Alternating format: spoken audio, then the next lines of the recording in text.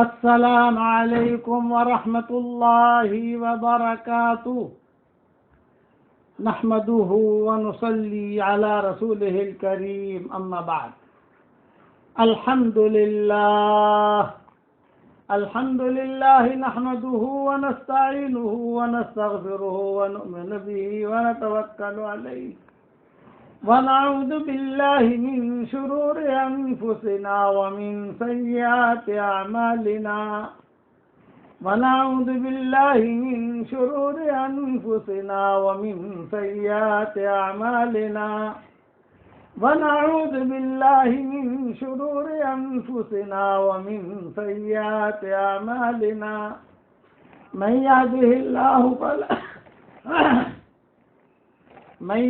الله فلا مضل له ومن يضلله فلا هادي له ونشهد أن لا إله إلا الله وحده لا شريك له ونشهد أن سيدنا ومولانا محمدا عبده ورسوله صلى الله عليه وعلى آله وأصحابه وبارك وسلم تسليما كثيرا كثيرا أما بعد فأعوذ بالله من الشيطان الرجيم بسم الله الرحمن الرحيم إنا فتحنا لك فتحا مبينا ليغفر لك الله ما تقدم من ذنبك وما تأخر ويتم نعمته عليك ويهديك صراطا مستقيما وينصرك الله نصرا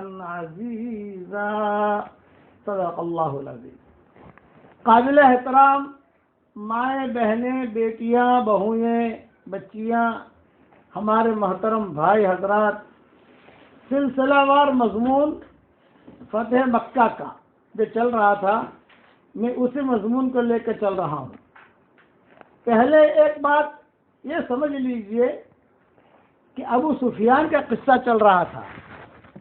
مکہ مکرمہ کے قریب یہ پہنچے تھے ابو سفیان، اور سب کے پاس جا کر کہہ رہے تھے کہ بھی یہ جاسوسی کے لیے پہنچے تھے اور پکڑے گئے تھے. حضور صلی اللہ علیہ وسلم نے حضرت عباس سے کہا کہ بھئی کئی لوگوں نے سفارش کی کہ بھی ان کا اسلام قبول کر لیا جائے. تو حضور صلی اللہ علیہ وسلم نے فرمایا بھی رات کا وقت ہے، سب تھکے ہارے ہیں، عباس تم جو ہے چچا جان انہیں اپنے خیمے میں لے جاؤ اور اپنے خیمے میں لے جا کر وہاں رکھو. یعنی گویا کہ قسم کی قید تھی. حضرت عباس کے خیمے میں آج کی رات کے لیے انہیں محفوظ کر لیا اور کل مشورہ کریں گے کیا ہوگا.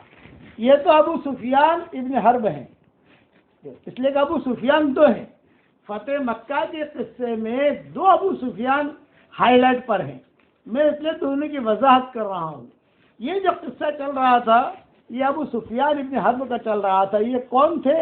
یہ امیر معاویہ کے والد تھے اور حضرت حنظلہ کے بھی والد تھے. غسیل الملائکہ جو ہے حضرت حنظلہ، تو امیر معاویہ اور حضرت حنظلہ دونوں حقیقی بھائی ہیں.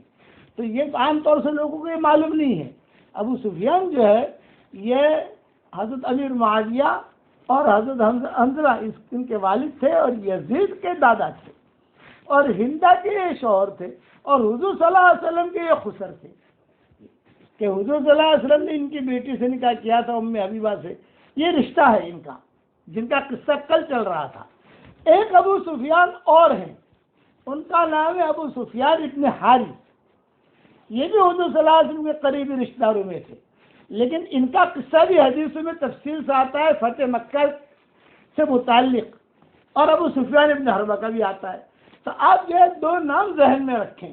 امیر معاویہ کے والد، اس سے ابو سفیان مراد ہیں جن کو جو پکڑے گئے ہیں، اور ایک ابو سفیان ابن حارث ہیں، وہ الگ ابو سفیان ہیں. اور ایک پوائنٹ یہ ذہن میں رکھنا کہ حضرت حنظلہ جو غسیل الملائکہ ہے یہ ابو سفیان کے بیٹے تھے. عام طور سے لوگوں کو تاریخ معلوم نہیں ہوتی. مورخین نے لکھا ہے کہ امیر معاویہ اور حضرت حنظلہ غسیل الملائکہ یہ دونوں حقیقی بھائی تھے اور حضور صلی اللہ علیہ وسلم کے قریبی لوگوں میں تھے یہ لوگ. اسی لیے حضور صلی اللہ علیہ وسلم نے ان کے خاندان کی وجہ سے ام حبیبہ سے نکاح کیا اور حبشہ میں تھی ام حبیبہ. وہ جب وقت آئے گا تو انشاءاللہ تفصیل سے سنائیں گے ہم. اب جو ہے حضور صلی اللہ علیہ وسلم جب مدینہ منورہ سے روانہ ہوئے تب میں پوائنٹ ٹو پوائنٹ لے کر چل رہا ہوں تاکہ بات آپ کو سمجھ میں آئے. ابو سفیان ابن حرب یعنی امیر معاویہ کے والد، وہ قصہ ابھی میں چھوڑ دیتا ہوں. ابھی راستے میں جو ایک دو قصے ہوئے وہ قصے میں پورے کر لیتا ہوں کہ 10,000 صحابہ کو لے کر حضور صلی اللہ علیہ وسلم 10 رمضان کو بعد نماز عصر جنوری کے مہینے میں روانہ ہوئے، اور یہ بدھ کا دن تھا، عصر کے بعد روانہ ہوئے. وہاں پہنچ کر راستے میں جو ہے سب سے پہلے عباس سے ملاقات ہو گئی. ارے عباس، ارے چچا تم کہاں؟ حضرت میں تو ہجرت کر کے آ رہا ہوں. اچھا جلدی سے گھر والوں کو چھوڑ دو، تم ہمیں مل لو. اب حضور صلی اللہ علیہ وسلم نے فتح مکہ کے سفر میں جو راستہ اختیار کیا وہ مقام ابوا کا راستہ اختیار کیا. مقام ابوا وہ جگہ ہے جہاں حضور صلی اللہ علیہ وسلم کے والدہ کی قبر ہے. آج بھی وہ قبر ہے. مکہ مکرمہ مدینہ منورہ سے مکہ مکرمہ جانا ہو تو مقام ابوا سے ہوتے ہوئے بھی جا سکتے ہیں اور بغیر مقام ابوا کے ہوتے ہوئے بھی جا سکتے ہیں. دونوں رستے ہیں، دونوں رستے پر ہم لوگ سفر کرتے ہیں. بدر ہوتے ہوئے جاؤ تو مقام ابوا پڑتا ہے، بدر ہوتے ہوئے نہ جاؤ تو مقام ابوا نہیں آتا. تو حضور صلی اللہ علیہ وسلم نے مقام ابوا کا راستہ اختیار کیا فتح مکہ کے لیے. سارے جو سارے صحابہ تھے تو جہاں وہاں جا کر بعض کتابوں میں لکھا ہے کہ وہاں جا کر ماں بھی یاد آ گئی کہ بھی میری ماں کی قبر یہاں ہے، اور دوسرا کس حال میں میں تھا مکہ مکرمہ میں، کیسے بچپنے میں کیسے یتیمی کے ساتھ میری زندگی گزری، اور کس طریقے سے جو ہے دوسرے لوگوں نے میری پرورش کی، تربیت کی، اللہ نے مجھے نبی بنایا. آج اللہ نے مجھے وہ موقع دیا ہے کہ میں فاتحانہ طور پر مکہ مکرمہ فتح کے لیے جا رہا ہوں. جب مقام ابوا پہنچے تو وہاں ایک بہت بڑا قصہ ہوا. میں نے سوچا تھا کہ راستے کے جو قصے ہیں وہ بیان نہ کروں، لیکن مناسب سمجھا کہ وہ میں بیان کر دوں. وہ قصہ یہ ہوا کہ مقام ابوا پر پہنچ کر آپ آرام فرما رہے تھے، سارے کے سارے صحابہ تھے. اچانک 2-3 آدمی آ گئے مکہ مکرمہ سے. ایک کا نام تھا ابو سفیان ابن حارث، دوسرے کا نام تھا عبداللہ ابن ابی امیہ، اور تیسرے کا نام تھا جعفر ابن ابو سفیان. ابو سفیان ابن حارث کے بیٹے تھے. یہ میں پہلے تمہیں وضاحت کر چکا ہوں کہ اب یہ قصہ ابو سفیان کا بیان کر رہا ہوں. یہ امیر معاویہ کے والد نہیں ہیں. امیر معاویہ کے والد تو مکہ مکرمہ کے قریب ملیں گے. یہ دوسرے ابو سفیان ہے، ابو سفیان ابن حارث. یہ جو ہے دیکھا لوگوں نے کہ بھی 3 آدمی ہیں، تلواریں ہاتھ میں ہیں اور آ رہے ہیں. تب یہ تو 10,000 کا مجمع تھا، وہ تو 3 تھے. اب 3 کا 10,000 سے کیا مقابلہ ہو سکتا ہے؟ جب قریب آئے تو تحقیق پر پوچھا کہ ان سے پوچھو یہ کیوں آئے ہیں. چنانچہ ان تینوں نے کہا کہ ہم اسلام قبول کرنے کے لیے مدینہ منورہ جا رہے ہیں. ہمارا مقصد یہ ہے کہ ہم مسلمان ہو جائیں، اس لیے ہمارا مدینہ منورہ کا سفر کر کے جا رہے ہیں. بس چنانچہ ابو سفیان ابن حارث ابن عبد المطلب جو تھے یہ حضور صلی اللہ علیہ وسلم کے چچا زاد بھائی ہونے کے علاوہ آپ کے رضائی بھائی بھی تھے. یہی ابو سفیان ابن حارث نے حلیمہ سعدیہ کا دودھ بھی پیا تھا. یعنی آپ صلی اللہ علیہ وسلم کے چچا زاد بھائی بھی ہیں اور آپ صلی اللہ علیہ وسلم کے رضائی بھائی بھی ہیں، اور رضائی بھائی بھی تھے. حلیمہ سعدیہ کا دودھ پیا تھا انہوں نے. نبوت سے پہلے یہ آپ کے لنگوٹیے دوست تھے. حضور صلی اللہ علیہ وسلم کے لنگوٹیے دوست 3 تھے. ایک حضرت حمزہ، ایک عثمان ابن مظعون اور ایک ابو سفیان ابن حارث. حضور کے خسر نہیں، وہ ابو سفیان وہ حضور کے خسر ہیں، وہ الگ ہیں، ان کا قصہ بعد میں آئے گا.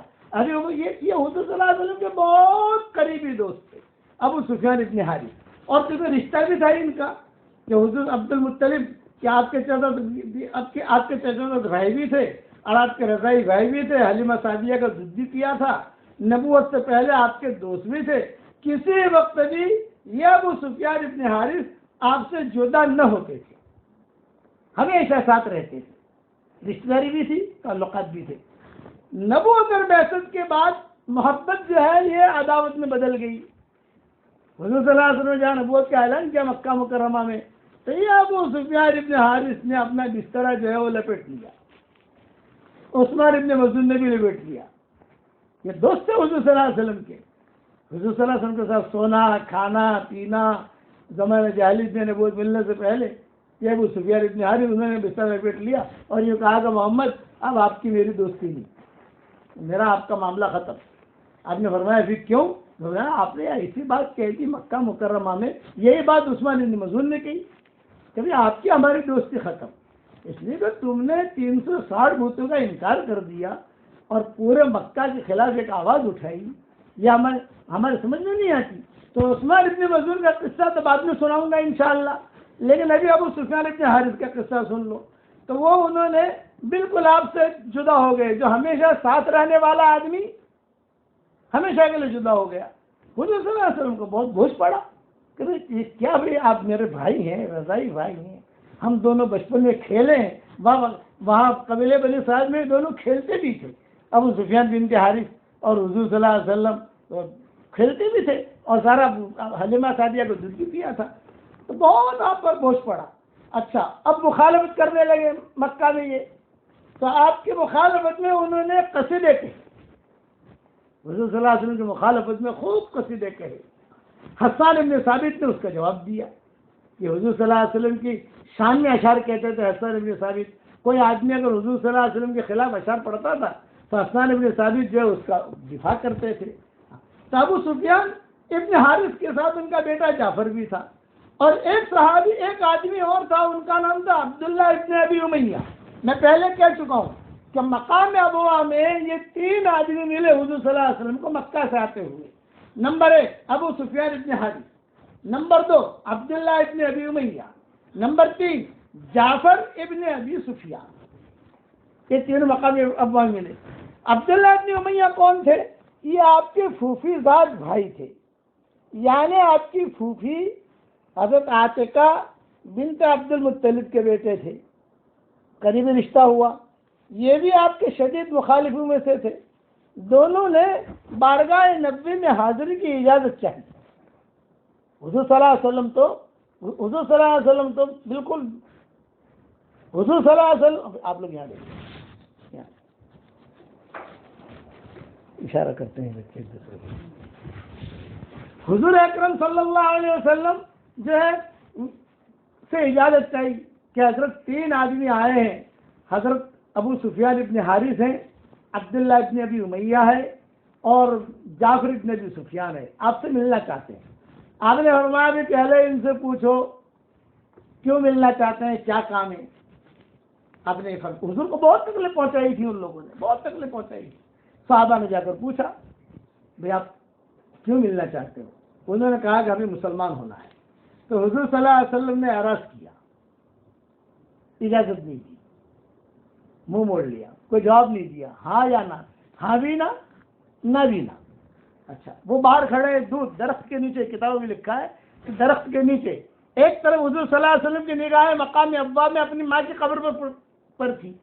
خیمہ ایسا لگایا گیا تک وہیں بیٹھے بیٹھے ماں کی قبر کو دیکھیں پرانے دن، اور یہ لوگ درخت کے نیچے وہاں کھڑے ہوئے تھے تینوں کے تینوں. اجازت نہیں دی. حضرت ام سلمہ رضی اللہ تعالیٰ عنہ نے سفارش کی اور کہا کہ حضرت یہ آپ کے چچا ایک جو ہے، یعنی یہ 2 بڑے بڑے ہیں، ابو سفیان ابن حارث اور عبداللہ ابن ابی امیہ، اور جعفر تو جو ہے تو بیٹا ہے ابو سفیان کا، وہ تو گویا کہ خدمت کے لیے بیٹا تو ساتھ آیا ہے، بیٹے کا اتنی اہمیت نہیں، لیکن ان دونوں کی ایک اہمیت ہے. اور حضرت ام سلمہ بات کر رہی ہے اور یہ کہہ رہی ہے کہ عرض کیا کہ حضرت ایک آپ کے چچا کا بیٹا ہے اور دوسرا آپ کی پھوپھی کا بیٹا ہے. دونوں کو دونوں قریب ہیں، ایک چچا کا بیٹا ایک پھوپھی کا بیٹا. اس لیے آپ جو ہے اگر اجازت دے دیں وہ آ جائیں. تو حضور نے فوراً جواب دیا. آپ نے فرمایا مجھے ان سے ملنے کی ضرورت نہیں ہے، میں نہیں ملوں گا. صاف منع کر دیا آپ نے ام سلمہ سے کہ میں نہیں ملوں گا. ابھی میمونہ جو ہے وہ بھی سفر میں ساتھ تھی، وہ خاموش رہی. لیکن ام سلمہ، ایک بات ذہن میں رکھنا، امہات المومنین کی جو جماعت تھی تو 2 پارٹیاں تھیں، 2 پارٹیاں تھیں ان کی. ایک پارٹی کی سردار اور لیڈر حضرت عائشہ تھی اور ایک پارٹی کی سردار اور لیڈر ام سلمہ تھی. بس یہ میں پوری تاریخ کا خلاصہ بتا رہا ہوں. کہ امہات المومنین جتنی ہیں ان کے آپس میں دو پارٹیاں تھیں. ایک پارٹی کی لیڈر جو تھی وہ عائشہ تھی اور ایک پارٹی کی لیڈر یہ ام سلمہ تھی. یہ میٹر تھی ان کی. اب کون کس کے ساتھ تھا بعد میں انشاءاللہ سناؤں گا کہ ان کے قصے بھی ہوتے تھے کتابوں میں. تو ام سلمہ نے جو عرض کیا, سفارش کی, 2-3 مرتبہ ام سلمہ نے کہا کہ حضرت آپ بلا لیجئے, اتنا دور سے آئے ہیں, مسلمان ہونے آئے ہیں. تو آپ نے منع فرمایا, نہیں مجھے ان کی ضرورت نہیں ہے, میری ان کے بارے میں کوئی بات مت کرو. جب ام سلمہ بار بار اصرار کرتی رہی تو حضور صلی اللہ علیہ وسلم نے اپنی پرانی یادیں تازہ کی. حضور نے پرانے قصے سنائے, یہ مقام ابوا میں سنائے. فتح مکہ میں جاتے ہوئے پرانی باتیں حضور صلی اللہ علیہ وسلم کو یاد تھی. یاد رکھنا, بعض مرتبہ بعض چبھنیں ایسی ہوتی ہیں جو زندگی بھر نہیں نکلتی. چبھن کوئی چیز کسی کے دل میں کوئی لگ جاتی ہے, کسی کا جملہ لگ جاتا ہے, کسی کو معاملہ آدمی کو لگ جاتا ہے تو وہ زندگی بھر یاد کرتا رہتا ہے. حالانکہ دوستیاں ہو گئی, کھانا کھا رہے ہیں, لیکن دل کے اندر سے نہیں نکلتی. یہی معاملہ یہاں ان دونوں کے ساتھ ہوا. تو حضور اکرم صلی اللہ علیہ وسلم سے جو ام سلمہ نے کہا, حضرت آپ کیوں منع کر رہے ہیں؟ ایک تو آپ کے چچا کا بیٹا ہے, دوسرا آپ کی پھوپھی کا بیٹا ہے. آپ نے فرمایا, ام سلمہ مجھے ان سے ملنے کی ضرورت نہیں ہے. جو میرا چچا کا بیٹا ہے اس نے میری آبرو ریزی بہت کی, اور پھوپھی کا جو بیٹا ہے, میرا عاتقہ کا جو بیٹا ہے, وہی شخص ہے جس نے مکہ میں جملہ کہا تھا کہ خدا کی قسم ہے محمد ہرگز تجھ پر ایمان نہ لاؤں گا یہاں تک کہ تو سیڑھی لگا کر آسمان پر چڑھ جائے, اور میں خود تجھ کو دیکھ رہا ہوں کہ تو چڑھ رہا ہے آسمان پر, اور پھر ایک خط آسمان سے لے کر آئے اور اترے, اور 4 فرشتے تیرے ساتھ ہوں اور یہ گواہی دے کہ تجھ کو اللہ نے رسول بنا کر بھیجا ہے, پھر بھی میں تجھ پر ایمان نہ لاؤں گا. یہ عبداللہ ابن امیہ نے کہا تھا. حضور صلی اللہ علیہ وسلم کو باتیں یاد تھی. حضور نے کہا کہ کیسے ان کو بخشوں, یعنی یہ میرا چچا کا بیٹا ہے تو میرا خلاف اشاری کہتا تھا. گھر پہ آ کر خدیجہ کو بھی ستاتا تھا, خدیجہ رضی اللہ تعالیٰ عنہ, کبھی یہ کہتا تھا, کبھی بچیوں کو ستاتا تھا, اور یہ عبداللہ ابن امیہ تو سب کے سامنے حرم میں کھڑا رہ کر کہتا تھا, محمد, اشارہ کر کے, محمد سن لے میری بات, اگر تو آسمان پر بھی چلا جاوے میں دیکھوں یہاں حرم سے بیٹھا ہوا کعبے سے کہ یہ جا رہا ہے محمد, یہ جا رہا ہے, یہ جا رہا ہے, اور آسمان پر تو چلا بھی جاوے اور وہاں جا کر جو ہے خط بھی لے کر آوے اور میں دیکھوں بھی, اور اکیلا تو نہیں, فرشتے 4 فرشتے تجھے لے کر اترے اور تو مجھے خط دے کہ دیکھو اللہ نے مجھے رسول بنا کے بھیجا ہے, پھر بھی میں مسلمان نہیں بنوں گا. یہ جملہ اس نے کہا تھا, میں کیسے بھولوں. یہ حضور صلی اللہ علیہ وسلم نے ام سلمہ رضی اللہ تعالی عنہا سے اپنے خیمے میں کہا. صحابہ انتظار میں تھے کہ کیا جواب ملتا ہے. یہ تینوں آئے ہیں مسلمان ہونے کے لیے اور مدینہ جا رہے ہیں, ان کو پتہ نہیں ہے کہ یہ لوگ مدینہ منورہ یعنی حضور صلی اللہ علیہ وسلم مکہ جا رہے ہیں, یہ ان کے علم میں نہیں ہے, تو کیا کریں. چنانچہ ام سلمہ نے جواب دیا. لیڈر تھی, شاعرہ تھی, فصیحہ تھی, تو ام سلمہ نے حضور صلی اللہ علیہ وسلم کی بھڑاس نکالی اور بہت محبت سے نکالی. یہ عرض کیا کہ یا رسول اللہ, آپ کے مکارم اخلاق سے یہ امید ہے کہ آپ ان لوگوں کو معاف کر دیں گے. کیوں کہ یہ انہوں نے کیا زمانے جاہلیت میں کیا, وہ دن گزر گئے. اس لیے کہ آپ کا چچا زاد بھائی اور آپ کا پھوپھی زاد بھائی سب سے زیادہ محروم اور بدنصیب رہے, جبکہ اتنا دور سے آئے ہیں یہ لوگ, اور یہاں سے اچھا مکہ واپس لے جائیں گے تو کیسے جائیں گے. ایک یہ بھی ہے, ہمارا قافلہ تو سارا مدینہ سے نکل چکا ہے, اس لیے میری رائے یہ ہے کہ آپ اسے جو ہے تھوڑا سا یعنی سوچیں. نبی کی بات پر اصرار تو نہیں کر سکتے, بار بار کہتی رہی. چنانچہ روایت میں قصہ اور آتا ہے اس ضمن میں, اگر بعض کتابوں میں بھی الگ میمونہ بھی کہتی رہی, حضرت درگزر کر دیجئے. انہیں جب دونوں بیویوں کی طرف سے اصرار شروع ہوا, حضور صلی اللہ علیہ وسلم خاموش رہے, لیکن حضرت علی رضی اللہ تعالیٰ عنہ یہ بھی رشتہ داری تھی قریبی. حضرت علی نے ابو سفیان ابن حارث کو ایک مشورہ دیا کہ ابو سفیان ابن حارث, یہاں کان میں ایک بات کہتا ہوں, تو یہاں سارے صحابہ دیکھ رہے تھے, حضور صلی اللہ علیہ وسلم بھی دیکھ رہے تھے, امہات المومنین بھی دیکھ رہی تھی کہ بھی کیا کہنے. حضرت علی اسے کونے میں لے گئے اور کونے میں لے جا کر درخت کے نیچے یہ مشورہ دیا کہ دیکھو اس طریقے سے مسئلہ تمہارا حل نہیں ہوگا, عبداللہ ابن امیہ تیرا مسئلہ بھی حل نہیں ہوگا, تو حضور صلی اللہ علیہ وسلم کا فوزت بھائی ہے, ابو سفیان تیرا مسئلہ بھی حل نہیں ہوگا، حضور صلی اللہ علیہ وسلم کا چچا ساتھ بھائی ہے تو، سب کچھ ہے، اور عبداللہ ابن امیہ تو نے تو جو ہے اتنی بڑی بات کہہ دی کہ میں کعبے میں کھڑا ہو کر دیکھوں آسمان پر محمد جا رہا ہے، فرشتے اور جو ہے وہاں سے خط لے کر آ رہا ہے اور فرشتے بھی آ رہے ہیں، پھر بھی میں نہیں مانوں گا، یہ جملے تم نے کہے ہیں یا بھاری پڑ رہے ہیں، لیکن اب ایک رائے دیتا ہوں، اور وہ یہ کہ یہ معاملہ بہت کٹھن ہے، مکہ فتح کے لیے روانہ ہو گئے ہیں یہ لوگ سارے کے سارے صحابہ، امہات المومنین ام سلمہ حضرت میمونہ سب نے سمجھایا، مان نہیں رہے حضور، ایک میں رائے دیتا ہوں اگر تو کر لے شاید ہو سکتا ہے کہ تیرا کام بن جائے، تم دونوں کا کام بن جائے گا، یہ میری رائے ہے، یہ حضرت علی نے کہا، لیکن یہ چونکہ لوگوں کو پتا نہیں تھا حضرت علی کیا سمجھا رہے ہیں، وہ تو چپکے سے سمجھا رہے تھے، اور یہ کہا ہماری رائے یہ ہے، یہ مشورہ دیا کہ تم کچھ بات مت کرو، اچانک دونوں کو دونوں حضور صلی اللہ علیہ وسلم کے سامنے کھڑے ہو کر اتنا جملہ کہہ دو کہ حضرت تو حضور دیکھیں گے نہیں تمہاری طرف، تو زور سے کہنا کہ بس اتنا ہم کہتے ہیں کہ یوسف علیہ السلام کے بھائیوں نے یوسف علیہ السلام سے کہا تھا وہی جملہ تاللہ لقد آثرک اللہ علینا وإن کنا لخاطئین، کتاب میں لکھا ہے حضرت علی نے دونوں کو یہ جملہ سکھلایا، یہ کہنا یہ آیت پڑھنا، یہ تو کافر تھے، ان کو تو کیا پتا یہ آیت کیا ہے، یوسف علیہ السلام کا قصہ کیا ہے، آیت تو پہلے نازل ہو چکی تھی، یہ آیت حضرت علی نے سکھائی، تاللہ لقد آثرک اللہ علینا وإن کنا لخاطئین، تاللہ لقد آثرک اللہ علینا وإن کنا لخاطئین، قسم ہے اللہ کی بے شک اللہ نے آپ کو ہم پر فضیلت دی اور بلا شبہ ہم قصوروار ہیں، یہ جملہ کہو، اور یہ جملہ کہو گے تو شاید حضور صلی اللہ علیہ وسلم کا دل جو ہے نرم پڑ جائے۔ ابو سفیان بن حارث یہ بہت ہوشیار آدمی تھے، سمجھدار، حضور صلی اللہ علیہ وسلم کے چچا بھائی، اور عبداللہ ابن امیہ حضور صلی اللہ علیہ وسلم کے پھوپھی صاحب بھائی، حضرت عاتکہ کے بیٹے، یہ بھی ہوشیار تھے، انہوں نے زور سے آتے ہی یہ آیت پڑھی، اور ابو سفیان بن حارث جو ہے وہ حضور کو دیکھ کر ایک دم سے رو دیے اور یہ فرمایا کہ حضرت اگر آپ نے جو ہے ہمیں معاف نہیں کیا اور ہمیں اسلام میں ہمارا اسلام قبول نہیں کیا، یہ جعفر کھڑا ہے، ان کا بیٹا صاحب تھا، یہ جعفر کھڑا ہے، میں اس جعفر کو لے کر جنگل میں چلا جاؤں گا، خودکشی کر لوں گا، مکہ نہیں جاؤں گا، اب مکہ واپس جاؤں یہ نہیں ہو سکتا، یا تو مسلمان بنوں گا میرے اسی بیٹے کو لے کر، یا جو ہے میں جو ہے خودکشی کر لوں گا، چلا جاؤں گا، سارے مکہ والے ڈھونڈیں گے کہ عبد المطلب کا بیٹا، عبد المطلب کی اولاد کہاں گم ہوگی، اور حضرت آپ بھی ڈھونڈو گے مجھے، آپ بھی مجھے چچا بھائی تھے،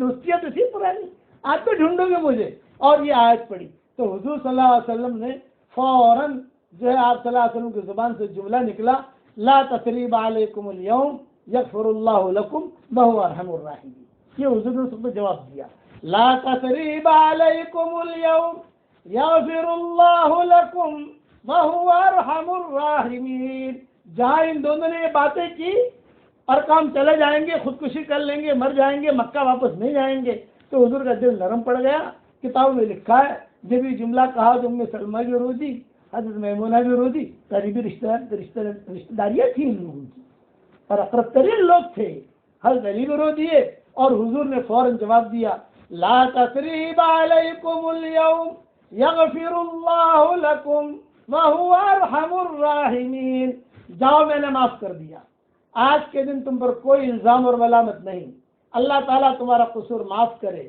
اور سب مہربانوں سے بڑھ کر وہ مہربان ہے، اور فوراً جو ہے ان سے کلمہ پڑھوایا، اور ابو سفیان کے ابن حارث کی معذرت قبول ہوئی، اور ہر حسب ارشاد نبی الاسلام یہدم ما کان قبلہ، چونکہ مسلمان ہو گئے، اب مسلمان ہو گئے تو مسلمان ہوتے ہی جو ہے بالکل جو ہے سارے گناہ معاف، لیکن یہی ابو سفیان ابن حارث اور ان کا بیٹا جعفر، تاریخوں میں لکھا ہے کہ اب حضور کے ساتھ وہی پرانی دوستی لگا دی انہوں نے، پرانی دوستی، اور حنین کے موقع کے اوپر جب حضور صلی اللہ علیہ وسلم کو چھوڑ کر سارے صحابہ بھاگ گئے تھے، حضور صلی اللہ علیہ وسلم اکیلے کھڑے تھے اور کوئی نہیں تھا، تو حضور صلی اللہ علیہ وسلم کو سنبھالنے والے یہی دو باپ بیٹے تھے، ابو سفیان ابن حارث اور جعفر، انہوں نے حضور کے خچر کو سنبھالا تھا. ہنین کے موقع کے اوپر جب بگدڑ مچی سارے کے سارے چلے گئے, حضور صلی اللہ علیہ وسلم اکیلے کھڑے. انصار بھی بھاگ گئے, مہاجرین بھی بھاگ گئے, عباس بھی بھاگ گئے, عمر وغیرہ سب افراتفری مچ گئی. اب نبی کو کون سنبھالے؟ یہ ہے. تو کتابوں میں لکھا ہے, روایتوں میں آتا ہے, یہی ابو سفیان ابن حارث اور ان کا بیٹا جعفر یہ حضور کے خچر کو پکڑے ہوئے کھڑے تھے اور حضور کو گود میں لیے ہوئے کھڑے تھے. حضرت آپ بالکل فکر نہ کریں, تیر لگیں گے ہم مر جائیں گے لیکن آپ کو مرنے نہیں دیں گے. پہلے یہ حال تھا, اب یہ ابو سفیان ابن حارث یہ بن گئے رضی اللہ تعالیٰ عنہ بنے. کتابوں میں لکھا ہے جب یہ مسلمان ہوئے تو ام سلمہ بہت خوش ہوئی, سارے صحابہ بھی خوش ہوئے. یعنی فتح مکہ کے سفر میں سب سے پہلے مسلمان ہونے والے یہ تین ہیں. فتح مکہ کے سفر میں جیسے لوگ بعد میں مسلمان ہوتے گئے, حضور معاف کرتے گئے, چلتے گئے چلتے گئے چلتے گئے, تو سب سے پہلے مسلمان ہونے والے یہ تین ہیں, ابو سفیان ابن حارث, عبداللہ ابن ابی امیہ اور جعفر ابن ابی حارث. ان کا دل بالکل صاف ہو گیا, کہنے لگے کہ حضرت معاف کر دے. چنانچہ عربوں کے یہاں اکرام وغیرہ ہوتا ہے, جب مسلمان ہوئے تو ام سلمان حضرت میمونہ نے تھوڑا سا اکرام بھی کیا, یہ کھجورے دو, یہ دو, یہ دو, اور ان تینوں کو حضور نے اپنے ساتھ سفر میں لے لیا. اب فتح مکہ کے سفر میں یہ تینوں بھی, جیسے 10,000 تو وہ تھے, اب 10,000 اور 3 یہ کہہ کر سفر شروع ہوا. اچھا اب آگے بڑھے. اب راستے میں جناتوں کے قصے ہوئے, شیروں کے قصے ہوئے, چونکہ یہ علاقہ جو ہے شیروں کا ہے, جناتوں کا ہے. زمین میں سب سے خراب جگہ جو شمار ہوتی تھی یہ جگہ شمار ہوتی تھی, بھوت پلیت یہ سر. حضور صلی اللہ علیہ وسلم روانہ ہو رہے ہیں, شیروں کے قصے ہوئے, سارے قصے کتابوں میں اسد الغابہ ہے, بدایہ والنہایہ ہے, اس میں کئی چیزیں لکھی ہیں. میں سارے قصوں کو میں چھوڑ دیتا ہوں اس لیے کہ رمضان پورا ابھی فتح مکہ کا پورا مضمون بیان کرنا ہے. چنانچہ ابو سفیان ابن حارث اور عبداللہ ابن ابی امیہ, ان دو, وہ تو بیٹا تھا جعفر, اس کا تذکرہ تو آتا ہے نہیں کتابوں میں زیادہ, صرف اتنا آتا ہے کہ حنین کے موقع کے اوپر دونوں باپ بیٹوں نے حضور کو سنبھال لیا تھا جبکہ سارا مجمع حضور سے چھٹ گیا تھا. تو ان دونوں نے آپس میں مشورہ کیا کہ یار ہم تو بڑے خراب تھے, اور واقعی یار میں نے کہا تھا اور محمد صلی اللہ علیہ وسلم سامنے کھڑے تھے, مذاق نہیں کہا تھا, اور ابو جہل وغیرہ سب سامنے کھڑے تھے. حضور صلی اللہ علیہ وسلم مجھے دعوت دینے آئے تھے تو میں نے زور سے, بعض مرتبہ آدمی کو ٹڑی چڑھتی ہے نا, ٹڑی چڑھتی ہے بعض لوگوں کو, مجھے ٹڑی چڑھی اور میں نے جملے کہہ دے کہ محمد تو اللہ اللہ کیا کرتا ہے, تو کلمہ کیا کہتا ہے, تو اگر آس پاس میں جا رہے میں دیکھوں تب بھی مسلمان نہ بنوں, وہاں سے لیٹر لے کر آ رہے تم تو ہی مسلمان نہ بنوں, فرشتے اگر کہیں کہ اللہ کا نبی ہے تو ہی مسلمان نہ بنوں. ہاں یار یہ کہا تھا لیکن چلو اب تو سب پرانی باتیں ختم ہو گئی, اب مسلمان ہو گئے. تو ابو سفیان ابن حارث نے کہا کہ بھائی دیکھو اب میرا معاملہ تو ایسا ہے کہ میں تو کبھی حضور کی طرف دیکھوں گا ہی نہیں, شرم آتی ہے. میں نے ایسے خراب اشعار کہے. عبداللہ ابن ابی امیہ نے کہا کہ میں بھی نہیں دیکھوں گا. چنانچہ مجمع میں رہتے تو تھے لیکن دور دور رہتے تھے, قریب نہیں آتے تھے, جیسے کھانے میں کرنے میں, اور حضور صلی اللہ علیہ وسلم کی نگاہ پڑتی رہتی. ام سلمہ کہلواتی رہتی تھی بھائی دور کیوں رہتے ہو, قریب آؤ, قریب بیٹھو, تھوڑا مجمع میں سب کے سامنے بیٹھو. یہ کہتے تھے ہمیں شرم آتی ہے. عبداللہ ابن امیہ حضرت عاتکہ کے بیٹے اور اپنا سفیان ابن ابو الحارث یہ جو ہے انہوں نے کہا ہمیں اب شرم آتی ہے. اخیر تک بعد میں ان کا انتقال بھی عجیب ہوا ابو سفیان ابن حارث کا. وہ بھی مدینہ منورہ میں کچھ کام کر رہے تھے, اچانک جو غنود کی ہوئی, انتقال ہوا اور جنت البقیع میں دفن ہو گئے. کہاں سے چلے, کہاں مسلمان ہوئے اور کون سی جگہ نے انہیں قبول کیا. چنانچہ بقیع میں ان کی قبر ہے, یہ روایتوں میں آتا ہے. اچھا اب بیچ میں جناتوں کے قصے, شیروں کے قصے, یہ سارے میں چھوڑ رہا ہوں. اب آئیے ابو سفیان ابن حرب. بھائی حضور صلی اللہ علیہ وسلم کے خسر, حضور اکرم صلی اللہ علیہ وسلم کے خسر, امیر معاویہ کے والد, یزید کے دادا, ام حبیبہ کے والد جکل پکڑے گئے تھے. چونکہ یہ دو ابو سفیان کے قصے حدیثوں میں آتے ہیں تو عام طور سے بیان کرنے والے دونوں کو ایک ہی بیان کرتے ہیں. نہیں, یہ ابو سفیان ابن حارث الگ ہے, ابو سفیان ابن حرب الگ ہے. مرہ زہرا میں جب پہنچے, میں پہلے کہہ چکا ہوں کہ مقام ابوا سے سیدھا حضور صلی اللہ علیہ وسلم کو پہنچا رہا ہوں مکہ مکرمہ سے 4 میل دور پر. بیچ کے سارے قصے میں نے چھوڑ دیے ہیں. کبھی انشاءاللہ تاریخ لکھنے کی اللہ مجھے توفیق دے گا تو بیچ کے قصے بھی لکھ دوں گا. 10 دن کا سفر ہے تو 10 دن کے سفر میں 10,000 آدمیوں کا مجمع, تو ظاہر بات ہے کہ رستے میں سفر میں قصے ہوتے رہتے ہیں. کوئی آیا, کوئی گیا, کوئی مرا, کوئی جیا, کوئی یہ ہوتا رہتا ہے. اب جب وہاں پہنچے تو چرواہوں نے کہا کہ بھائی کوئی معاملہ ایسا ہے کہ بہت بڑا مجمع آ گیا ہے, دیکھو. تو مکہ والوں نے کہا کہ ابھی کیا کریں, کون جا کے تحقیق کرے. تو فرمایا ابھی ابو سفیان تم جاؤ. حضور صلی اللہ علیہ وسلم کے جو حضر تھے یہ کہا تم جاؤ, تم جا کے دیکھو کیا ہو رہا ہے. حکیم نے نظام کو بھیج دیا, بولنے ابن ورقہ کو بھیج دیا. حکیم نے نظام کو اس لیے بھیجا کہ مالدار آدمی تھے. سننا بات سمجھ رہے میری پوائنٹیں جو ہے وہ 3 آدمیوں کو بھیجا. ابو سفیان ام حبیبہ کے والد, اسد معاویہ کے بھی والد, حضرت حنظلہ کی بھی والد. دوسرا بھیجا بجیل ابن ورقہ کو. تیسرا بھیجا حکیم بن حزام کو. حالانکہ مکہ میں بہت لوگ تھے, ان تینوں کو کیوں بھیجا اس کی بھی وجہ علماء نے لکھی ہے. ابو سفیان یہ دادا قسم کے آدمی تھے, مارنا جھاڑنا, یہ کرنا وہ کرنا, یہ ان کی عادت تھی. بڑے بڑے مجموع کے اندر احد میں یہی آگے آگے رہے, خندق میں یہی آگے آگے رہے, بدر میں یہی آگے آگے رہے, اور سارا کوئی مسلمان شہید ہوئے ان کی وجہ سے. گویا کہ جنگجو آدمی تھا. تو مکہ والوں نے کہا کہ اسے لے جاؤ, اگر کہیں مار جھاڑ کی ضرورت پڑے گی, ذرا آپریشن کرنے کی ضرورت پڑے گی تو آپریشن کرے گا. ابو سفیان کو تو اس لیے بھیجا. بجیل ابن ورقہ کو اس لیے بھیجا کہ پڑھے یعنی جنتر منتر کرنے والے آدمی تھے. جب جنتر منتر کرنے والے آدمی ہوتے ہیں نا, کچھ دم کرے کچھ یہ کرے, ارے بولے اس کے لے جاؤ, اس کو دم بم کرے گا تو واپس چلے جائیں گے یہ لوگ. حکیم نے نظام کو اس لیے بھیجا کہ ان کے پاس مال بہت تھا. ارے اس کو بھی لے جاؤ, کہ پیسہ دے کر سیٹنگ ہو جائے گی تو سیٹنگ ہو جائے گی. لیکن انہیں پتا نہیں کہ تینوں کے دونوں پکڑے جائیں گے وہاں جا کر. حضور صلی اللہ علیہ وسلم نے 1,000 کے دستے لگا دیے تھے. آگے جو رکھا تھا خالد بن ولید کو 1,000 لے کر. بعض کتابوں میں 999 ہے, لیکن میں 1,000 پکڑ کے چلتا ہوں. 1,000 کے دستے,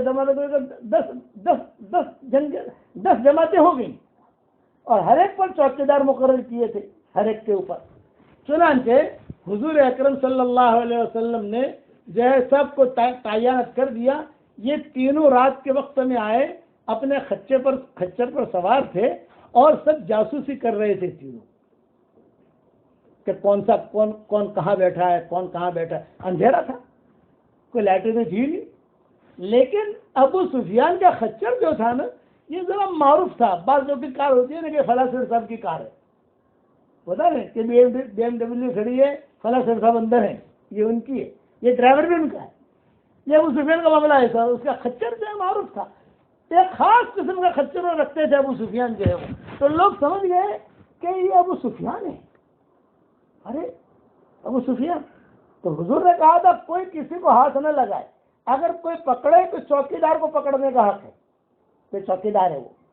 تو صحابہ نے اشارہ کیا چوکیداروں کی طرف, ارے وہ دیکھو کون جا رہا ہے, وہ کون جا رہا ہے, دیکھ. تو ابو سفیان ہے, پکڑو اس کو, جلدی سے جاؤ پکڑو. دوسرا یہ کون, ارے حکیم بن حزام, سیٹھیا, بہت بڑا مالدار, اس زمانے کا بہت بڑا مالدار سے حکیم بن حزام. مکہ مکرمہ میں لوگوں کو پھر گھر بنا کے دیتے تھے حکیم بن حزام, پھر گھر بنا کے, اور سب کا یتیموں کا. یعنی یہ سمجھ لو کہ پوری مکہ کی بیوائیں جو ہیں یہ ان کے خرچے سے پلتی تھی. پورے مکہ کے یتیم کا یہ خرچہ اٹھاتے تھے. اتنا مال تھا ان کے پاس, بہت بڑا بنگلہ تھا ان کا اس دور کے اعتبار سے. آج کے دور کے اعتبار سے نہیں کہہ رہا, اس دور کے اعتبار سے. اور کوئی بھی چلا جائے, کبھی مجھے گھر بنانا ہے, پیسہ دے دیتے تھے یا خود گھر بنوا دیتے تھے, روانہ کرتے تھے. چنانچہ حدیثوں میں اس کی تصریح آتی ہے. جب فتح مکہ بعد میں یہ بھی مسلمان ہو گئے تھے, تو حضور صلی اللہ علیہ وسلم سے انہوں نے پوچھا حکیم بن حزام نے کہ حضرت آپ جانتے ہو کہ میں سخی آدمی ہوں, اور آپ جانتے ہو کہ میں نے نیکیاں بہت کی ہیں, میں مسلمان ہونے کے لیے آیا ہوں, مسلمان تو ہو جاؤں گا میں, لیکن مجھے ایک بات کا جواب دیجیے آپ. یہ صحابہ میں صرف ایک صحابی ہے سوال کرنے والے, حکیم بن حزام مالدار آدمی تھا. مجھے ایک جواب دیجیے آپ, میں مسلمان تو ہو جاؤں گا. تو آپ نے فرمایا کیا پوچھنا چاہتے ہو؟ میں یہ پوچھنا چاہتا ہوں کہ ابھی میں مسلمان ہو گیا تو میرے گناہ تو معاف ہو گئے, وہ تو ڈیلیٹ ہو گئے, کلیئر ہو گیا معاملہ, لیکن میں نے زمانے جاہلیت میں نیکیاں بھی بہت کی ہیں, اس کا کیا؟ یہ جواب مانگا حضور صلی اللہ علیہ وسلم کہ میں نے بہت مکانات بنائے ہیں اور بہت لوگوں کی خدمتیں کی ہیں. کوئی آتا تھا کبھی واپس معروف تھا کہ کوئی مسئلہ آئے تو جو عمرہ کرنے والے آتے تھے نا, وہ بھی جہاں سے پیسہ فری ملتا ہو تو کون چھوڑتا ہے بھائی؟ آج تک 5 جوتے بھی کوئی نہیں چھوڑتا, آج کے دور میں تو 5 جوتے بھی نہیں چھوڑتا, کیونکہ 5 جوتے بھی ہو تو ٹوٹا ہوا ہوگا تو بھی جا کے لے لے گا. تو وہ دور میں تو وہ عمرے والے آ کر بھی حساب سے پیسے لے لیتے تھے, وہ دے دیتے تھے, اللہ نے دے رکھا تھا ان کو. تو انہوں نے یہ سوال کیا کہ میں نے بہت خرچ کیا ہے لوگوں کے اوپر, اب میں مسلمان ہو گیا, نیکیاں تمام وہ گناہ تو معاف ہو گئے, لیکن میں نے نیکیاں کیا, اس کا کیا؟ اس کا بدلہ ملے گا کہ نہیں؟ تو حضور صلی اللہ علیہ وسلم نے جواب دیا, یا حکیم, اے حکیم, اسلمت علی ما اسلفت من خیر. بخاری شریف کی روایت ہے, اسلمت علی ما اسلفت من خیر, تو نے زمانے جاہلیت میں جتنے خیر کی نیکیاں کیے اللہ وہ بھی تجھے دے گا. یہ کہا حضور صلی اللہ علیہ وسلم نے. اسی لیے ترجمان السنہ میں مولانا حضرت نے بڑی تشریح اس کی ہے کہ دیکھو اسلام کتنا اونچا ہے. یہ ہے کہ انہیں نظام بھی وہاں پکڑے گئے تھے, مالدار تھے, تو تینوں کو بھیجا تھا. تو حضور صلی اللہ علیہ وسلم کو کچھ پتہ نہیں کیا ہو رہا ہے. آپ صلی اللہ علیہ وسلم تو اپنے خیمے میں آرام کر رہے ہیں. 4 کلومیٹر سمجھ لو, میں 4 میل 4 کلومیٹر کہہ رہا ہوں سمجھانے کے لیے. مکہ مکرمہ 4 کلومیٹر ہے. اب 4 کلومیٹر تو کوئی بڑی چیز ہوتی نہیں ہے, خاص طور سے یعنی بالکل سامنے مکہ ہے 4 کلومیٹر. اور حضور صلی اللہ علیہ وسلم کو کل فاتحہ داخل ہونا ہے, ساری چیز. اور یہ تینوں کے تینوں آئے تو ان تینوں کو جو ہے پکڑ لیا, پکڑ کر سیدھا جو ہے حضور کے پاس لے جانے لگے. راستے میں عباس مل گئے. بھائی کہاں جا رہے ہیں آپ لوگ کہاں جا رہے ہیں؟ یہ کہ دیکھو یہ اللہ کا دشمن ابو سفیان, یہ دیکھو بزرگ رکھا, یہ دیکھو حکیم بن حزام, حضور کے بعد لے جا رہے ہیں. ابو سفیان نے کہا بھائی ایسے مت لے جاؤ, نہیں لے جاتا. تو چوکی دار سے کہا نہیں حضرت ہم لے جائیں گے, ہماری ڈیوٹی ہے, بھائی ہم لے جائیں گے ان کو. نہیں بھی بڑا آدمی ہے, میرے خاندان کا ہے, میں عزت کے ساتھ میں لے جاتا ہوں. چنانچہ حضور صلی اللہ علیہ وسلم کے پاس رات کے وقت میں, حضور کتابوں میں لکھا ہے کہ حضور صلی اللہ علیہ وسلم اپنے آرام کی تیاری میں تھے, بستر لگ رہا تھا, اب آرام کریں گے. اتنے ہی اب حضرت عباس لے کر پہنچ گئے. چونکہ حضرت عباس محرم تو تھے نہیں, حضرت عباس تو چچا تھے حضور صلی اللہ علیہ وسلم کے. فوراً پہنچ گئے. پہنچ کر آپ نے فرمایا چچا کیسے آنا ہوا؟ فرمایا کہ میں ابو سفیان کو لے کر آیا ہوں. کون ایک ابو سفیان تو مسلمان ہو گیا تھا, ابو سفیان ابن حارث. یہ دوسرے ابو سفیان ہے 4 کلومیٹر دور پر, وہ مسلمان ہوئے تھے مقام ابوا میں. اور یہ جو ہے یہاں مر زہران میں 4 کلومیٹر دور مکہ سے بات ہو رہی ہے. آپ نے فرمایا کہ کیوں آئے ہیں یہ؟ خاموش رہے. ابو سفیان کو پوچھا کہ تم لوگ کیوں آئے ہو؟ حکیم کہ تم کیوں آئے ہو؟ بدیل کہ آپ لوگ وجہ کیا؟ تو جاسوس اپنے جو چوکی دار تھے انہوں نے کہا کہ حضرت یہ جو ہے جاسوسی کر رہے تھے, سب جگہ خیموں میں جھک جھک کے دیکھ رہے تھے کہ اس خیمے میں کون ہے, اس خیمے میں کون ہے, اس خیمے میں کون ہے. آپ نے فرمایا تو اب حضرت عباس یہاں پر بھی ام سلمہ نے سفارش کی, یعنی 2 ابو سفیان کے بارے میں ام سلمہ نے سفارش کی. یہاں پر فرمایا کہ حضرت ابو سفیان تو بڑا آدمی ہے, آپ جانتے ہیں, اور ام حبیبہ کے والد بھی ہیں, رشتہ بھی ہے, آپ کے خسر بھی ہے وغیرہ جو بھی تعریف کرنی تھی. یہ تو حضور نے فرمایا نہیں, اس نے مجھے بہت تکلیف دی ہے. عہد میں بھی یہی آدمی تھا تکلیف دینے والا, بدر میں بھی یہی تھا, دوسرے جگہوں پر بھی یہی آدمی تھا, خندق میں بھی یہی تھا, سارے موقعوں پر یہ کمانڈر ان سے بن کر آتے تھے. نہیں, ان کی کوئی معافی نہیں. لیکن جب بہت اصرار ہونے لگا, امہات المومنین حضرت میمونہ, حضرت ام سلمہ, حضرت عباس جب تو بیچ میں ہے, وہاں تو مقام ابا میں تو حضرت عباس تھے نہیں, وہاں حضرت علی تھے. حضرت علی نے سمجھایا تم یہ کرو یہ کرو. یہاں پر حضرت عباس جو ہے وہ آگے آ رہے ہیں, رشتہ ہے نا. یہ فرمایا کہ حضرت معاف کر دو. اور حضرت عباس نے فوراً ابو سفیان سے کہا, ابو سفیان دیکھ تو سن لے، آج مسلمان ہو جا تو بچ جائے گا، اور کل پر بات چھوڑی تو بات ختم ہو جائے گی۔ ابو سفیان نے کہا ارے میں مسلمان بنوں گا تو وہ ہندا مجھے مارے گی۔ اس کی بیوی تھی نا ہندا، بڑے خطرناک تھی۔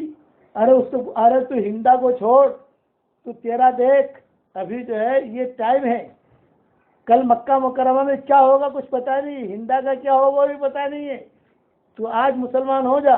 اب یہ باتیں سمجھا رہے ہیں تو حضور نے ایک جملہ کہا، کبھی دیکھو تم جو ہے اسے اپنے خیمے میں لے جاؤ، جیل میں رکھو۔ یہ سمجھ لو کہ اب حضرت عباس کا خیمہ جیل بن گیا اس رات کے لیے، ان کو وہاں رکھو، اور وہاں رکھ کر جو ہے کل ان کے بارے میں مشورہ کریں گے کیا کرنا ہے۔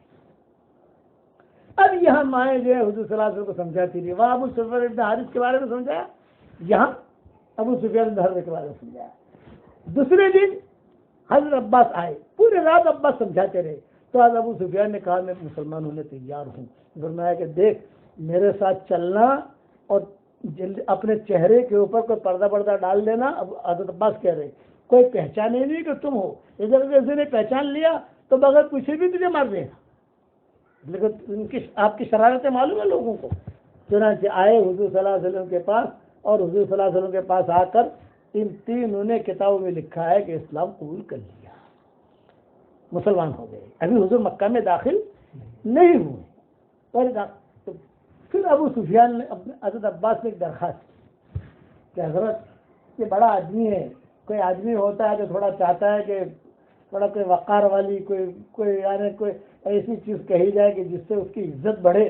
اب مکہ مکرمہ میں کا آدمی مسلمان ہو گیا، اب مکہ والوں کو پتہ نہیں ہے کہ مسلمان ہوا ہے، مکہ والوں نے تو بھیجا ہے جاسوسی کے لیے، حکیم نے نظام کو بھیجا پیسہ دے کر مدینہ واپس بھیج دو، یا کوئی دم درود کر کے کچھ کیا معاملہ ہے ذرا دیکھو۔ اب تو کچھ ہوا نہیں، معاملہ الٹا، تو آپ ذرا اس کے بارے میں تھوڑا اس کو ناک کی زیادہ پڑی ہے۔ حضرت عباس نے کہا، سمجھانے کے لیے کہہ رہا ہوں کہ اس کے ناک، بس میری عزت، میری ناک رہنی چاہیے، میرا مقام رہنا چاہیے۔ اب مکہ میں وہ مقام تو رہے گا نہیں، وہ کرسی تو رہے گی نہیں، تو تھوڑا سا اس کو ایسی چیز کہہ دو کہ جس سے وہ ذرا خوش ہو جائے۔ تو آپ نے اعلان کیا بھائی سنو، ہم حرم شریف میں جا رہے ہیں، من دخل دار ابی سفیان فهو آمن۔ آپ نے اعلان کروا دیا، ابو سفیان کے گھر میں کوئی داخل ہو جائے تو اسے امن، کوئی قتل نہ کرے۔ ابو سفیان بڑے آدمی تھے، جی حضرت میرا گھر تو چھوٹا سا ہے، کتنے آئیں گے میرے گھر میں، آپ ذرا تھوڑا سا اور اعلان کرو، اب میرا گھر تو بہت چھوٹا سا ہے، کتنا آئیں گے؟ میں چاہتا ہوں مکہ والے بچ جاویں، میری بیوی بچ جاوے، سب بچ جاویں، ذرا آپ تو اللہ کے نبی ہیں، اور اعلان کرو۔ تو آپ نے فرمایا من اغلق بابہ فہو آمن، اپنے گھر کا دروازہ کوئی بند کر لے اس کو امن۔ تو ابو سفیان نے کہا کہ حضرت کوئی بیچارہ باہر سے آ رہا ہوگا، گھر میں جانے کا ٹائم کہاں ملے گا اس کو، اور یہاں سے لوگ جو ہے وہ داخل ہوں گے، یا تھوڑا کچھ اعلان کرو۔ تو حکیم بن حزام بیٹھے ہوئے تھے، تو آپ نے اعلان کیا من دخل دار حکیم بن حزام فهو آمن۔ ان کا بڑا بنگلہ تھا، کہا حکیم بن حزام کے گھر میں جو آ گیا اسے امن، اسے کوئی نہ مارے۔ ابو سفیان نے کہا حضرت تھوڑا سا اور، مکہ والوں سے مجھے دوستی ہے، مکہ والے میرے رشتہ دار ہیں، اور میں چاہتا ہوں کہ ایک آدمی بھی نہ مرے اور مکہ فتح ہو جائے، ادھر تھوڑا سا اور۔ تو آپ نے فرمایا من دخل مسجد الحرام فهو آمن۔ یہ اعلان کیا آپ نے، ابو سفیان کے گھر میں کوئی آ گیا اسے کوئی نہ مارے، حکیم بن حزام کے گھر میں کوئی آ گیا اسے کوئی نہ مارے، کوئی اپنا گھر میں داخل ہو گیا کہ مکہ والا گھر کا دروازہ بند کر لیا اسے کوئی نہ مارے، بیت اللہ میں کوئی آ گیا حرم شریف میں اسے کوئی نہ مارے۔ یہ 4 اعلان کیے۔ ابو سفیان نے کہا کہ ذرا حضرت ایک تھوڑا سا ایک اور دل کھول کے اعلان کر دو، مجھے بھی خوشی ہو جائے گی۔ تو کیا چاہتے ہو تم؟ انہوں نے کہا ایسا اعلان کرو کہ کوئی مکہ میں کوئی مرے ہی نہیں، اور مکہ آپ کا ہو جائے، کعبہ آپ کا ہو جائے۔ تو آپ نے اعلان کیا، 5واں اعلان کیا، جو آدمی اپنا ہتھیار نیچے رکھ لے اسے امن۔ سامنے سے آ رہا ہے بے ایمان، یہاں سے مسلمان جا رہے ہیں، اس کے پاس بھی تلوار ہے، اس کے پاس بھی تلوار ہے، تو یہ نہیں، وہ اپنا ہتھیار نیچے رکھ دے، اسے امر، یہ اعلان کیا آپ نے۔ جب یہ اعلان کیا تو ابو سفیان رونے لگے، کہہ رہے اتنا بڑا دل۔ چنانچہ حضور صلی اللہ علیہ وسلم نے عباس کو بلایا اور کان میں کہا کہ دیکھو 4 کلومیٹر مکہ ہے، پہاڑیاں ہیں، فلاں پہاڑی پر جو ہے ابو سفیان کو کھڑا کرنا اور وہ دیکھے کہ کس طریقے سے یہ لوگ مکہ میں داخل ہو رہے ہیں۔ تو چنانچہ عباس یہ ابو سفیان کو لے کر سیدھے گئے وہاں، اور ابو سفیان ٹھہرے وہاں، اور حضور صلی اللہ علیہ وسلم نے سب سے پہلے خالد بن ولید سے کہا تھا کہ بھائی تم داخل ہو جاؤ، کسی سے کوئی قتال وتال مت کرنا۔ خالد بن ولید داخل ہو گئے، کوئی زیادہ مڑبھڑ ہوئی نہیں، کچھ بھی نہیں، اور وہاں جاتے ہی انہوں نے گویا کہ کعبے پر قبضہ کر لیا۔ اچھا، اب پیچھے سے یہ لوگ آ رہے ہیں، ابھی تو 9 قافلے اور باقی ہے نا، 10,000 کا مجمع ہے، 1,000 تو سب ایک یہاں سے آ رہا ہے، ایک یہاں سے آ رہا ہے، ایک یہاں سے آ رہا۔ تو حضرت عباس نے کھڑے کیا ابو سفیان کو، تو ابو سفیان نے کہا ارے عباس یہ تو بڑی زبردست بادشاہت ہے، 1,000 وہاں سے آ رہا، 1,000 وہاں سے آ رہا۔ تو حضرت عباس نے کہا ابو سفیان یہ بادشاہت نہیں ہے، یہ نبوت ہے۔ تمہارے ذہن میں جو بادشاہت ہے یہ نہیں، یہ نبوت ہے۔ اتنے میں ابو سفیان کی بیوی کو پتہ چل گیا، ہندا۔ یہ اڑی ٹڑی تھی، بعض مرتبہ ایسا ہوتا ہے دنیا میں کہ شوہر بیوی بن جاتا ہے اور بیوی جو ہے وہ شوہر بن جاتی ہے۔ تو ابو سفیان کے ساتھ ایسا معاملہ تھا کہ یہ ہندا جو تھی یہ اس کا شوہر تھی، اور ابو سفیان ابھی ہندا سے ڈرتا تھا۔ اسے پتہ چل گیا کہ میرا شوہر مسلمان ہو گیا ہے، تو وہ جب شوہر مسلمان ہو گیا تو وہ ڈھونڈنے کے لیے نکلی کہ شوہر کہاں ہے، اور ایک جملہ کہنے لگے۔ ایک جملہ کہا اس نے، حدیث میں ایک جملہ آتا ہے، اقتل الدسم الاحمش، اقتل الدسم الاحمش، اقتل الدسم الاحمش۔ یہاں حضور صلی اللہ علیہ وسلم سارا قافلہ فتح کے لیے داخل ہو رہا ہے، اور یہ ہندا ابو سفیان کو ڈھونڈ رہی ہے تلوار لے کر۔ تو لوگوں نے کہا ارے ہندا کہاں جا رہی ہے، تو مرے گی اور لوگوں کو مروائے گی، تو کہاں جا رہی ہے؟ یہ کہا کہ یہ حضور صلی اللہ علیہ وسلم سے زندگی بھر تو ہم نے مخالفت کی، ہمارے باپ دادا نے مخالفت کی، اور آج جو ہے مسلمان ہوگا۔ میں نے سوچا میرا نامرد ہے تو نامرد، یہ جملہ کہا، میرا شوہر نامرد ہے، نامرد، وہ مسلمان ہو گیا۔ اقتل الدسم الاحمش، دسم الاحمش کا مطلب ہوتا ہے نامرد، کہ میرا شوہر نامرد ہے، کہ وہ مسلمان ہو گیا، میں اس کو ڈھونڈ رہی ہوں، وہ میلے میں اسے قتل کروں۔ تو ابو سفیان کو جب لوگوں نے کہا تیری بیوی تجھے ڈھونڈ رہی ہے، ارے بھائی حضور نے تو امن دے دیا، اس سے مجھے پناہ میں اس سے بچاؤ یار، یا حضور سے بچ گیا نہیں، لیکن وہ مجھے کہیں دیکھ لے گی تو مجھے مار دے گی۔ ایک کمرے میں ابو سفیان کو بند کر دیا تاکہ بیوی اس کے پاس نہ آئے، مارے نہیں۔ بقیہ تفصیل کل پوری کروں گا انشاءاللہ۔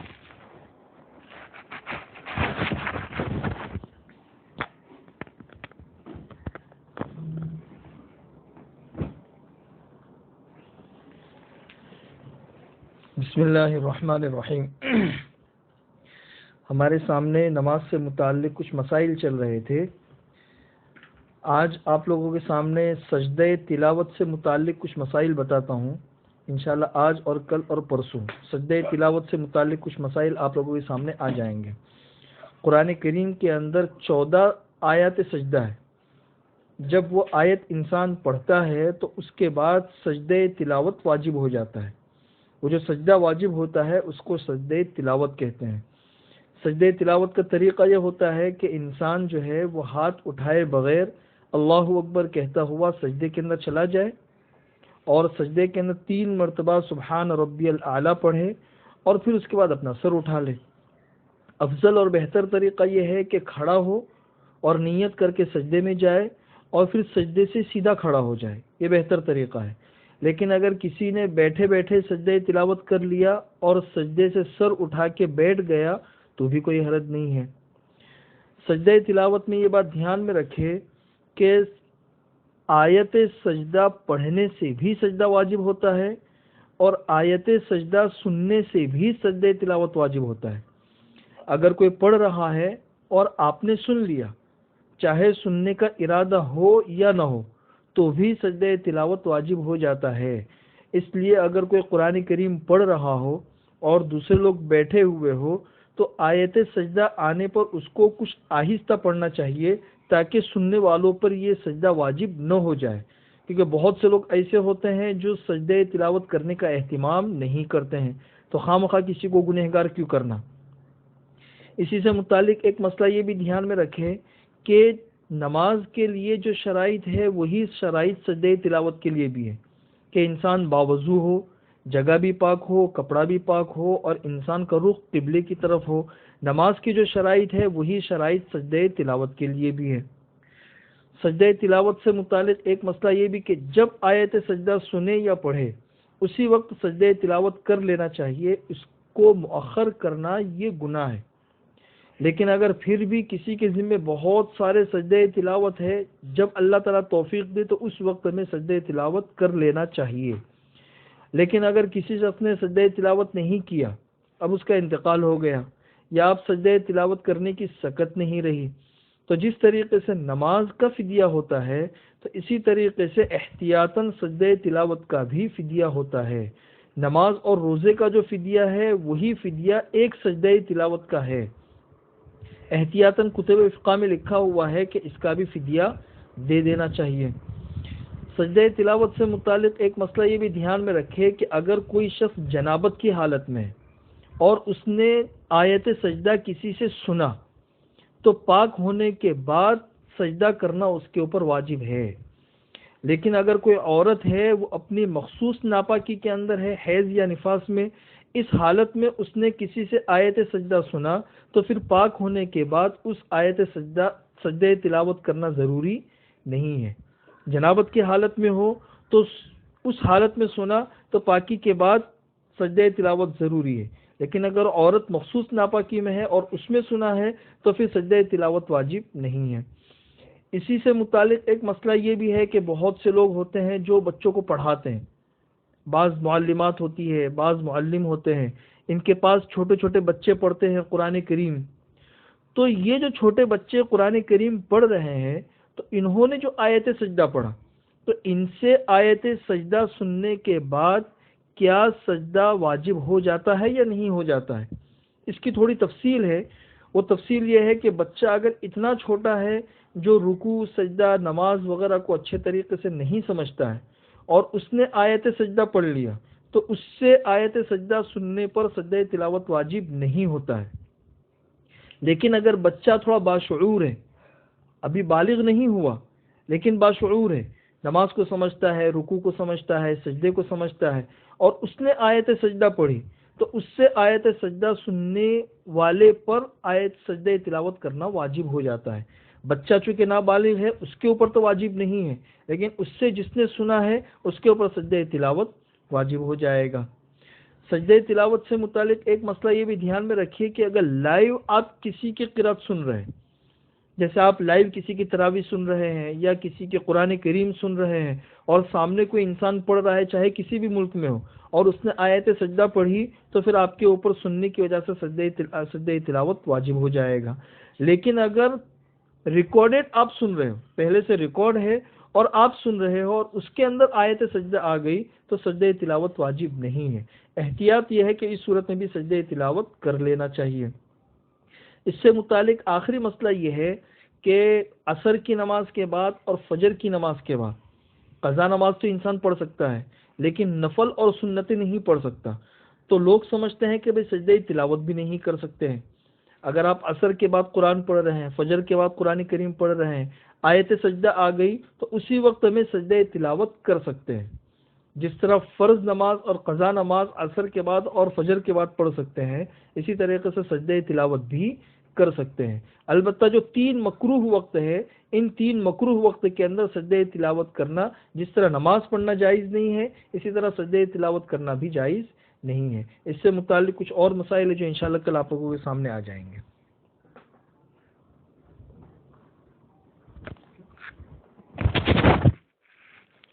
اللهم صل على محمد وعلى آل محمد كما صليت على إبراهيم وعلى آل إبراهيم إنك حميد مجيد يا أول الأولين ويا آخر الآخرين يا راحم المساكين يا ذا القوة المتين يا أرحم الراحمين يا حنان يا منان یا حنان یا منان ادخلنا الجنة من باب الریان اللهم لك الحمد كله ولك المن كله ولك الشكر كله ولك الخلق كله ولك الفضل كله وإليك يرجع الأمر كله وإليك يصعد الكلم الطيب كله اللهم لك الحمد بالإسلام لك الحمد بالإيمان لك الحمد بالقرآن لك الحمد حتى ترضى لك الحمد إذا رضيت لك الحمد بعد الرضا اللهم إنا نسألك فعل الخيرات وترك المنكرات وحب المساكين وإذا أردت بقوم فتنة فتوفنا غير مفتونين يا حنان يا منان سبحان الحنان سبحان المنان سبحان الرحمن سبحان الخالق سبحان المالك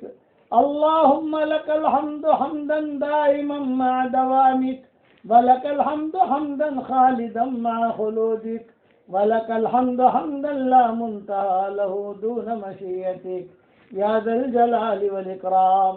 اے اللہ ہمارے گناہوں کو معاف فرما، اے اللہ ہماری خطاؤں سے درگزر فرما، اے اللہ ہم اقراری مجرم ہیں، ہمیں ہمارے جرموں پر اقرار ہے، ہم جیسا گنہگار نہ تیری زمینوں نے دیکھا، نہ تیرے آسمانوں نے دیکھا، نہ تیرے فرشتوں نے دیکھا، نہ ہل اور حرم نے دیکھا، نہ تیرے ہواؤں نے دیکھا، نہ تیرے پانی نے دیکھا، اور ہم نے تجھ جیسا کریم آقا بھی نہیں دیکھا ہے۔ ہم گناہ کرتے رہے تو ہمیں روزی دیتا رہا، ہم گناہ کرتے رہے تو ہمیں مال و منال دیتا رہا، ہم گناہ کرتے رہے تو ہمیں مسجد میں آنے کی توفیق دیتا رہا، ہم گناہ کرتے رہے تو ہمیں روزہ رکھنے کی توفیق دیتا رہا، ہم گناہ کرتے رہے تو ہمیں قرآن پڑھنے کی توفیق دیتا رہا۔ جہاں اتنا کرم فرمایا ہے ایک کرم اور فرما دے، جتنا مجمع آمین کہہ رہا ہے، جس حال میں آمین کہہ رہا ہے اور ابھی آمین نہیں کہہ رہا، بعد میں کہے گا، جب یہ بیان ریلے ہوگا اپنے اپنے گھروں پر آمین کہیں گے۔ اے اللہ ہم سب کی قیامت تک کی آنے والی نسلوں کو تو قبول فرما لے، ہم سب کی قیامت تک کے آنے والی نسلوں کو قبول فرما لے، ہماری قیامت تک کے آنے والی نسلوں میں کوئی زانی پیدا نہ ہو، کوئی شرابی پیدا نہ ہو، کوئی فاسق فاجر پیدا نہ ہو، کوئی جوئے کا کام کرنے والا پیدا نہ ہو، بلکہ موحدین پیدا ہو۔ تو اس کی غیر سے صورت شکل پیدا فرما۔ اے اللہ دونوں جہاں کی سرخروئی کا معاملہ فرما، اچانک کا خیر ہمیں نصیب فرما، اچانک کے شر سے تو ہماری حفاظت فرما۔ اے اللہ یہ رمضان المبارک کی رات چل رہی ہے، اے مولا کریم یہ رحمت کا عشرہ چل رہا ہے، یہ رحمت کا عشرہ چل رہا ہے، تو نے تیری رحمت کی چادر پھیلائی ہے۔ بہت خوش نصیب ہے وہ مرد، بہت خوش نصیب ہے وہ عورت، بہت سعید ہے وہ مرد، بہت سعیدہ ہے وہ عورت جس کو تو تیری چادر میں ڈھانپ لے، اور بہت شقی ہے وہ مرد اور بہت شقیہ ہے وہ عورت جو آج کی راتوں میں بھی ان چادروں سے محروم رہے۔ اے اللہ تیری رحمت کی چادر آسمانوں سے اتری ہوئی ہے اور ساری دنیا میں تو نے پھیلائی ہے، تو ہمیں اپنے رحمت کی چادر میں ڈھانپ لے، تو ہمیں اپنے رحمت کی چادر میں ڈھانپ لے۔ اچانک کا خیر تو ہمیں نصیب فرما، ہم سب کو تو معاف فرما دے۔ اے اللہ ان راتوں میں تیری طرف سے جو خیریں نازل ہوتی ہیں وہ خیریں ہم سب کے لیے مقدر فرما۔ ان راتوں میں تیری طرف سے جو برائیاں آتی ہیں ان برائیوں سے آفے سے تو ہماری حفاظت فرما۔ اے اللہ مکہ مکرمہ فتح ہونے کا قصہ چل رہا ہے، اے اللہ ساری دنیا میں یہ ہوائیں پھیلا دے۔ اے اللہ اسی مہینے میں بدر ہوا ہے، اسی مہینے میں فتح مکہ ہوا ہے۔ اے اللہ ہدایت کو دنیا میں پھیلا دے، امن و امان کی چادروں کو پھیلا دے، امن و امان کی چادروں کو پھیلا دے۔ ہماری آنکھوں میں تیری محبت کا سرما لگا دے، ہمارے دلوں میں تیری معرفت کا نور کوٹ کوٹ کے بھر دے۔ اے اللہ ہمارے قیامت تک کے آنے والی نسلوں کو تو قبول فرما۔ آپ سے درخواست کرتے ہیں ہماری قیامت تک کے آنے والی نسلوں میں کوئی بے نمازی پیدا نہ ہو، تو اس کی غیر سے صورت و شکل پیدا فرما۔ اے اللہ یہ بیماری جو پھیلی ہوئی ہے اس بیماری سے جو پوری انسانیت کی حفاظت فرما دے۔ اے اللہ تیرے کنبے پر رحم کا کرم کا معاملہ فرما دے۔ اے اللہ ہمیں ایسا ایمان دے کہ اس کے بعد کفر نہ ہو، ایسی ہدایت دے کہ اس کے بعد گمراہی نہ ہو، ایسی عزت دے کہ اس کے بعد ذلت نہ ہو، اور ایسی ترقی دے کہ اس کے بعد تنزلی نہ ہو۔ تو اس کی غیب سے صورت شکل پیدا فرما، جو مانگا وہ عطا فرما، مانگنے سے رہ گیا وہ عطا فرما، اور اللہ ہماری گردنوں کو جہنم سے آزاد فرما دے۔ اے اللہ جس کے دل میں جو جائز مرادیں ہوں، عافیت سے ان کے جائز مرادوں کو پوری فرما کر اس میں خیر کی شکل اور صورت پیدا فرما۔ اے اللہ ہماری خاص دعا ہے کہ تیری مخلوق میں سے جو پریشان ہو ان کی ساری پریشانیوں کو دور فرما۔